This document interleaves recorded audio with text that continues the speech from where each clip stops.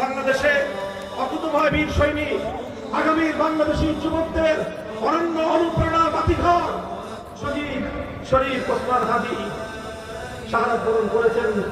এটা একদিকে আমাদের জন্য শোক সংবাদ, আরেকদিকে আমাদের জন্য আনন্দের সংবাদ যে এক ভাই শাহাদাত বরণ করেছেন। যে জাতি শাহাদাত বরণ করতে শিখে, যে জাতির যুবকেরা দেশের জন্য, জাতির জন্য, সত্যের জন্য, ইনসাফের জন্য জীবন দিতে শেখে, সেই জাতিকে পৃথিবীর কোনো শক্তি দাবায় রাখতে পারে না।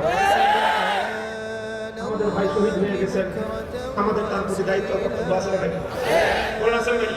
বসেন বসেন, দাঁড়ায় দাঁড়ায় বলবেন দায়িত্ব আছে, আপনি বসেন, দাঁড়ায় দাঁড়ায় বসেন।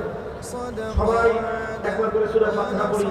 শরীফ ওসমান হাদি রুহের মাগফিরাত আর শাহাদাত জান্নাত কবুল করেন, জান্নাতে প্রদান করেন। তার শোক সন্তপ্ত পরিবার পরিজন, তার মাসুম বাচ্চাদের দায়িত্ব আল্লাহ নিজে গ্রহণ করেন। একবার সূরা ফাতিহা পড়বেন, তিনবার সূরা ইখলাস পড়বেন, এরপর ইনশাআল্লাহ আমাদের মোহতারাম মুআজ্জিজ মেহমান, বাংলাদেশের আলেমদের অন্যতম শীর্ষ ব্যক্তিত্ব, বিভাগুল মাদারিসুল আরাবিয়া বাংলাদেশের সম্মানিত মহাসচিব, আমার মোহতারাম বড় ভাই জাবিয়া সোহান অন্য প্রিন্সিপাল শেখুল হাদিস আল্লামা মাহমুদুল হাজর তশরিফ এনেছেন।